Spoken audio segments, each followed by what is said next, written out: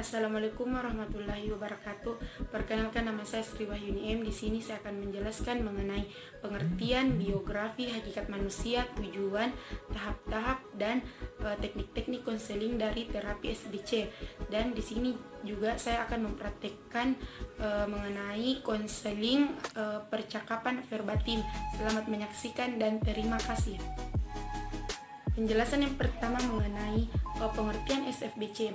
SFBC atau Solusi Fokus Brief Counseling disebut sebagai terapi berfokus solusi atau terapi singkat yang merupakan suatu konseling singkat yang dibangun atas potensi konseli yang sebenarnya mampu mengkonstruksi solusi dari masalahnya tersebut.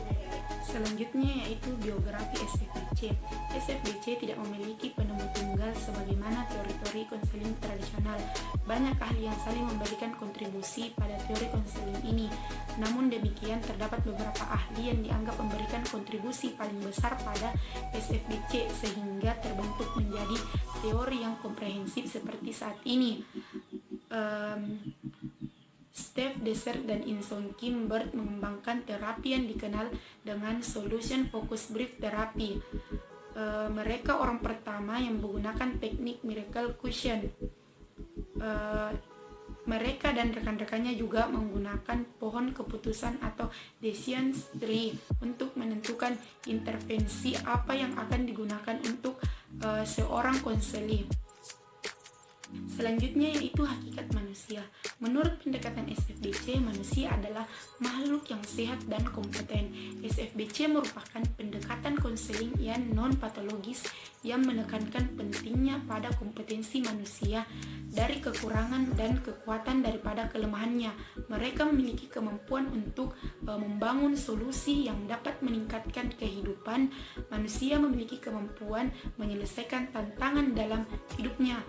Walaupun bagaimana pengaruh lingkungan terhadap manusia, konselor meyakini bahwa saat layanan konselingnya mampu mengkonstruksi terhadap masalah yang dihadapinya. Inti dari teori ini yaitu mengembangkan harapan dan optimisme konseli dengan menciptakan ekspektasi positif bahwa perubahan itu mungkin. SFBC adalah pendekatan non-patologis yang menekankan kompetensi daripada kekurangan dan kekuatan, bukan kelemahan. Selanjutnya yaitu tujuan. Terdapat beberapa bentuk tujuan. Yang pertama, mengubah pandangan terhadap situasi atau suatu frame of reference atau kerangka berpikir. Kedua, merubah tindakan klien dalam menangani situasi problematis dan mengarahkan kekuatan dan daya tenaga yang dimiliki oleh klien.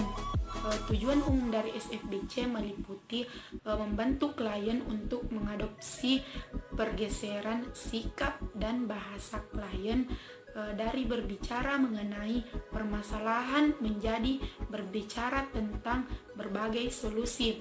Klien didorong untuk melakukan pembicaraan tentang perubahan atau solusi daripada berbicara mengenai masalah, didasarkan asumsi bahwa apa yang kita bicarakan akan cenderung menjadi sesuatu yang kita hasilkan. Selanjutnya yaitu tahapan-tahapan konseling. Yang pertama, mengidentifikasi keluhan yang bisa dipecahkan merupakan langkah awal yang penting dalam konseling. Tidak hanya memfasilitasi pengembangan tujuan dan intervensi, tetapi mempromosikan perubahan. Konselor menggunakan empati, ringkasan, mengartikan pertanyaan terbuka, dan keterampilan mendengarkan aktif untuk memahami situasi konseli dengan jelas dan spesifik.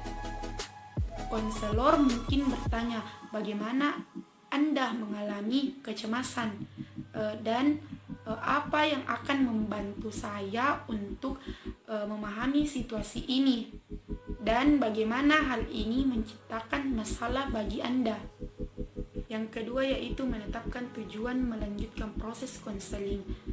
konselor berkolaborasi dengan konseli untuk menentukan tujuan yang spesifik, dapat diamati, diukur, dan dikonkret tujuan. Biasanya mengambil salah satu dari 3 bentuk, mengubah dari situasi problematis, mengubah tampilan situasi atau kerangka acuan, dan mengakses sumber daya dan kekuatannya.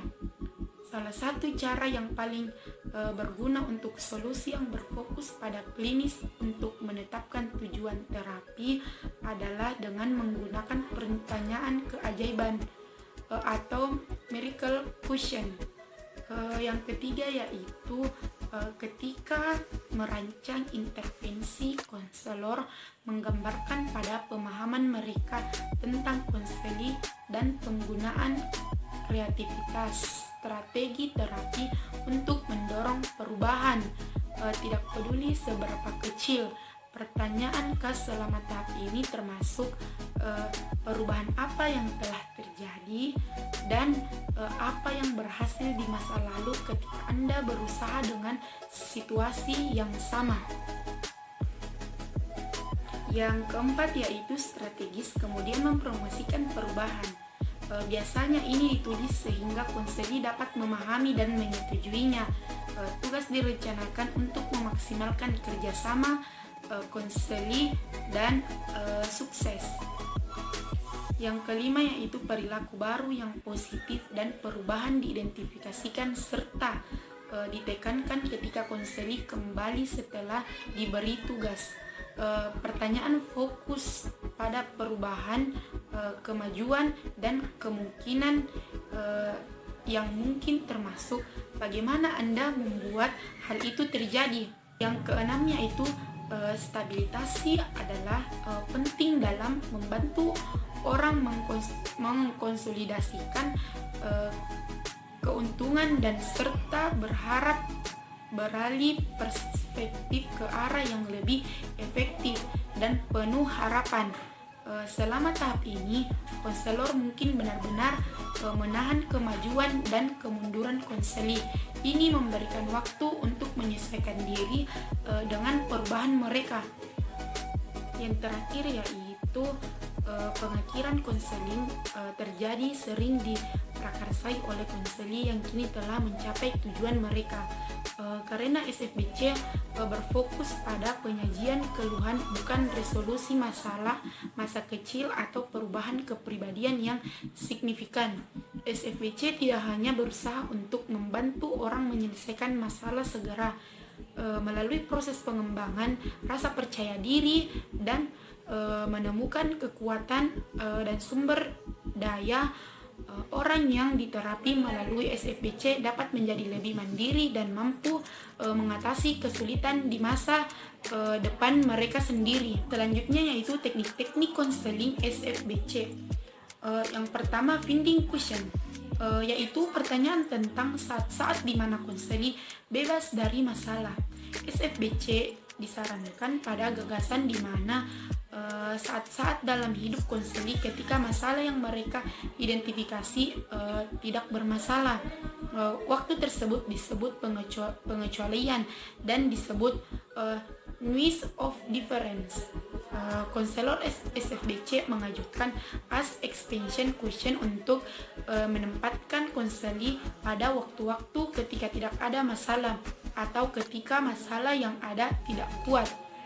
Yang kedua yaitu miracle question, yaitu pertanyaan yang mengarahkan konseli berimajinasi apa yang akan terjadi jika suatu masalah dialami secara ajaib terselesaikan.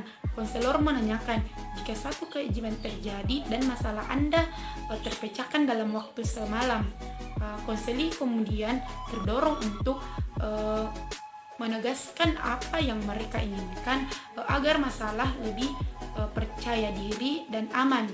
Hal ini berbeda apa yang akan kita lakukan, mengubah hal yang dilakukan dan cara pandang terhadap masalah, pengubahan masalah tersebut. Keajaiban tersebut dapat membuka celah kemungkinan di masa depan. Konseli didorong untuk mengikuti mimpinya sebagai cara yang mengidentifikasikan perubahan apa saja yang paling ingin mereka lihat.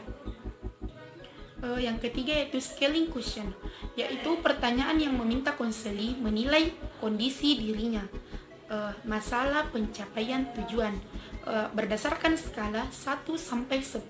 Konselor SFBC juga menggunakan teknik ini ketika mengubah pengalaman konseli yang tidak mudah diobservasi. Sebagai contoh, seorang perempuan mengatakan bahwa dia merasa panik atau cemas. Bisa ditanyakan pada skala 1 sampai 10 dengan 0 adalah apa yang Anda rasakan ketika Anda pertama kali datang ke konseling, dan 10 sebagai perasaan Anda hari ini setelah keajaiban terjadi dan masalah Anda teratasi. Bagaimana Anda menyatakan skala kecemasan Anda sekarang? Bahkan jika konseli hanya berkembang dari 0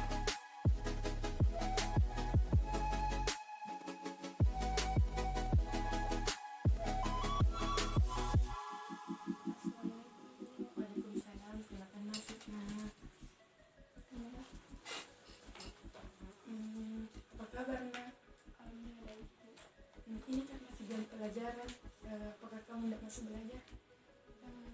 Belajar kok, tapi tadi pelajarannya kosong, jadi Apakah kamu sudah minta izin sama ketua kelasnya? Oke, baiklah. Sebelum kita mulai sesi konseling, kamu memiliki berapa banyak waktu?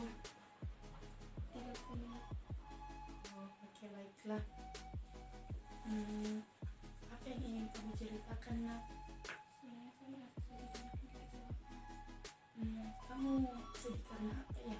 Saya merasa dibohongi dan dikecewakan oleh teman saya sendiri. Dibohongi seperti apa itu, Nak? Teman saya berjanji untuk memberi saya tugas, tapi dia sendiri mendahului tugas kepada guru. Oh, kamu merasa kecewa kepada teman-temanmu? Kalau boleh tahu, siapa nama teman kamu? Oh, oke. Ibu paham dengan kondisi yang kamu rasakan, dan hal ini banyak juga dirasakan oleh orang-orang pada umumnya. Tetapi temanmu yang dimaksud ini ya, yang atas nama Ilva, cara dia menjalankannya juga berbeda, dan dia mampu memanfaatkan waktunya untuk belajar dan bermain. Menurut dari cerita yang kamu hadapi dan telah diceritakan ke ibu, sejauh mana yang akan kamu selesaikan? Dia saya akan mengerjakan tugas saya sendiri tanpa mengandalkan orang lain. Oh, maksud kamu lebih rajin belajar lagi agar tugas-tugasmu cepat selesai dan dikumpulkan, begitu? Kamu telah menceritakan kisahmu dengan sangat jujur. Kamulah orang yang paling mengetahui dan bagaimana dirimu sendiri. Maksudnya hanya kamu dan kesadaran dirimu lah yang bisa mengetahui dan menentukan solusi yang baik untuk menyelesaikan masalah ini. Tapi saya tetap merasa bingung untuk melakukannya. Begini, saya sebagai konselor akan membantumu, dan kita akan bersama-sama menjalankan dan melewati beberapa hari ke depan dalam mencapai solusi terhadap masalahmu, agar pikiranmu merasa tenang dan kekecewaan itu tidak ada lagi, dan hubungan dengan teman kamu ini yang bernama Eva kembali baik. Terima kasih. Pertemuan selanjutnya saya harap kamu dapat mengamati secara cermat dan dapat menjelaskan pada saya di pertemuan selanjutnya tentang apa dan bagaimana cara kamu mengamati cara teman-teman kamu memanajemenkan waktu belajar dan bermainnya, serta hal yang berhubungan dengan masalahmu itu dengan bukti yang jelas dan apa yang kamu rasakan pada peristiwa yang terjadi.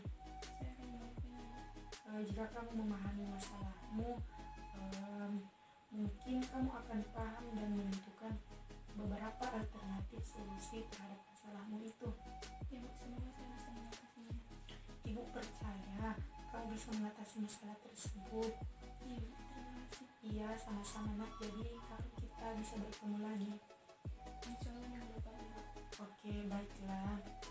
Kalau gitu saya pamit dulu, Bu. Oh iya. Assalamualaikum. Assalamualaikum. Waalaikumsalam.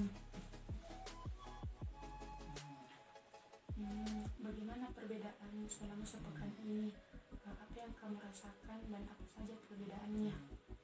Selama sepekan ini saya merasakan hal yang sangat berbeda dalam hidup saya.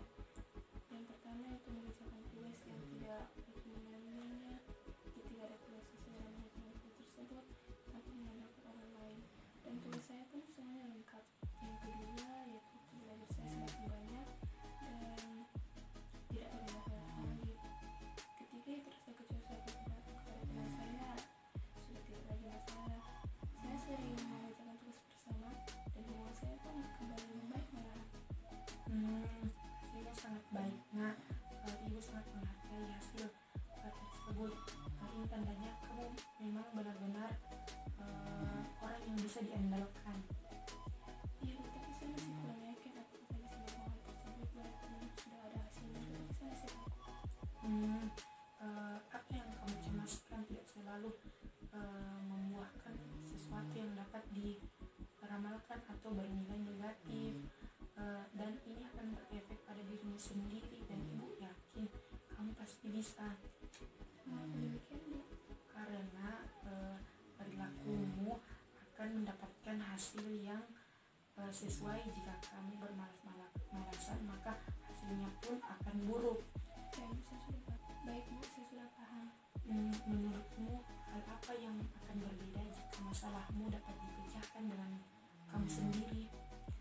Pasti saya merasa senang dan bangga kini masalah saya hadapi bisa saya pecahkan. Menyenangkan bukan? Iya, Menurut kamu, apa yang bisa kamu lakukan dari hal yang sebelumnya untuk mewujudkan hal tersebut? saya masih sudah punya, Bu.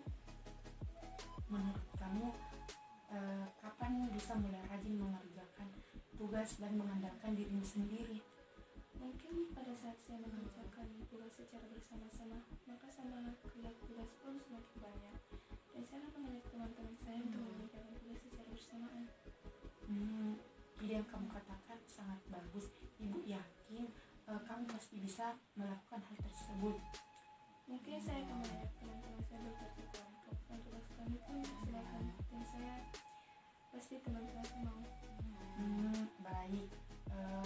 Apa yang kamu katakan dapat dilakukan secara berstruktur. Kemungkinan ini dapat membuat kamu lebih nyaman dan merasakan tenang, serta dapat mengubah sikap malas mengerjakan tugas kamu. Iya, Bu. Baiklah, nak, kamu tadi mengatakan akan terus berusaha sebaik mungkin agar kamu bisa mendapatkan nilai yang bagus dan lebih rajin mengerjakan tugas dan tidak bergantung lagi kepada teman-temanmu. Agar ini semua bisa terwujudkan, kira-kira siapa yang akan membuat perubahan ini? Saya sendiri.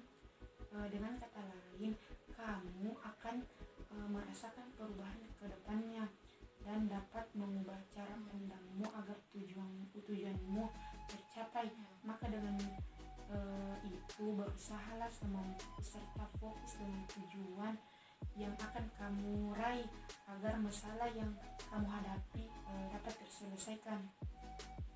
Iya, Bu, saya juga sadar bahwa nilai saya menurun akibat pada diri saya dalam manajemen waktu. Jadi walaupun kita terjatuh dan merasa putus asa, tetapi kita saling menguatkan satu sama lain.